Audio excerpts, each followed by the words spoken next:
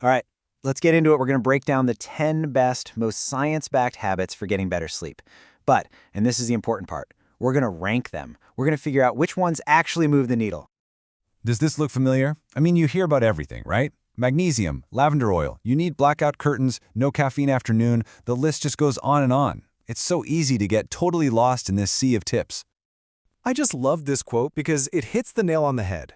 It really does feel like you're just grabbing at confetti, hoping a few pieces stick. But what if there's a much smarter way to approach this whole thing? So here's the big idea. We've got to stop thinking about sleep as just some random checklist of do's and don'ts. The real key is to see it as a prioritized system, where some things are the actual foundation and other things are just the finishing touches.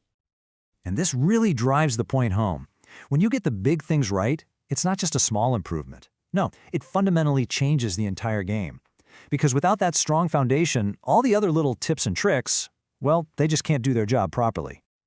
Okay, so let's get right to the good stuff. These are the 4 non-negotiables. Think of them like the load-bearing walls that hold up your entire house. If you only have the energy to focus on a few things, focus on these. First up, with a perfect 10 out of 10 for impact, a consistent sleep and wake time.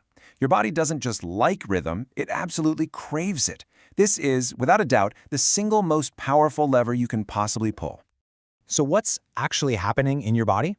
Well, that consistency acts as your core circadian anchor. It literally sets your body's master clock, this tiny little bundle of cells in your brain called the suprachiasmatic nucleus. And that little clock dictates everything from your hormones to your body temperature all day long. So how do you actually pull this off? Well, the trick is to anchor your wake-up time. Protect it like it's gold. Even if you have a terrible night, get up at the same time. Try to stay within a 30-minute window every single day. Yep, even on weekends, to avoid that horrible social jet lag feeling on Monday. All right, on to our second lever, and you'll see how this builds on the first one. Coming in with a massive 9.8 out of 10 is getting some light in your eyes in the morning. Seriously, think of this as the giant reset button you get to press every single day. The scientific term for this is the primary Zeitgeber, which is just a cool German word for time giver. Morning sunlight is the most powerful signal you can send your brain that says, hey, the day has officially started. It slams the brakes on your sleep hormone, melatonin, and gives you that healthy cortisol spike that makes you feel alert and ready to go. And it's so much simpler than it sounds. Just get outside for 5 to 15 minutes, ideally within an hour of waking up. And please, no sunglasses. You want that light hitting your eyes. Don't try to cheat by just looking through a window either. The glass filters out way too much of the good stuff. Even on a super cloudy day, the light outside is way more powerful than you think. Okay, foundational lever number 3 with a huge 9.5 impact score, cutting off your caffeine at a reasonable time. This isn't about giving up your morning coffee, it's about protecting the natural sleep pressure that's supposed to build up all day long. So here's how it works. All day long, this chemical called adenosine is building up in your brain, and that's what makes you feel sleepy. Well, caffeine is an adenosine blocker. It swoops in and literally parks in adenosine spots so you don't feel tired.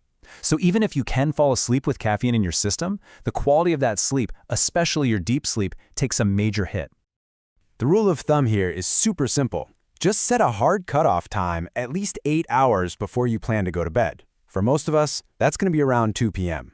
In the afternoon, switch over to herbal tea and just keep an eye out for sneaky caffeine in things like dark chocolate or those pre-workout drinks.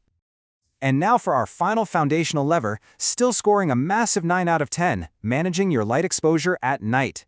This is literally the other side of the morning light coin. Just like bright morning light tells your body to wake up, darkness is what tells it to wind down. Evening light, especially all that blue light blasting from our screens and bright overhead lights, is a powerful melatonin modulator. What that means is it tricks your brain into thinking it's still daytime. And that puts a big delay on the release of melatonin, which is the key hormone that signals to your body, hey, it's time to go to sleep.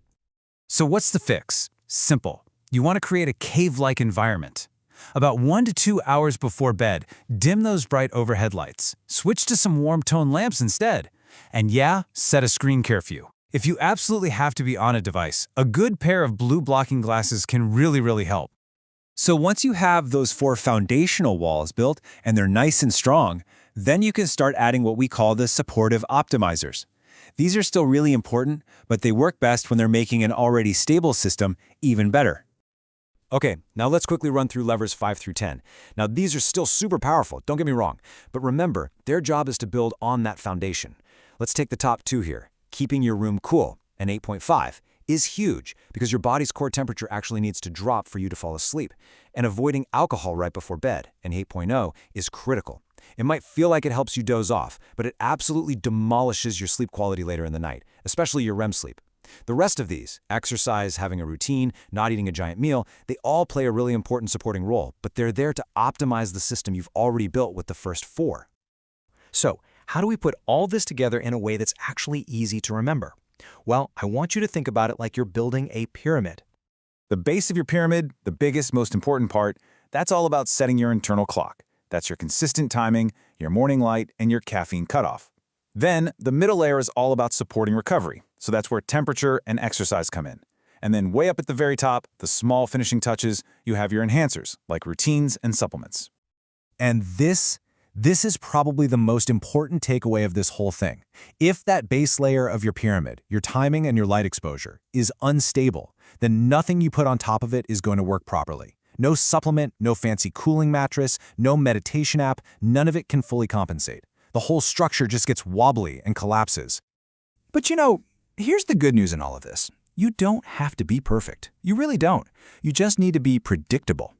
Give your biology that consistency it's begging for, especially with your timing and light, and you'll let your body do what it already knows how to do. Start there, get the foundation right, and then you can build up from there.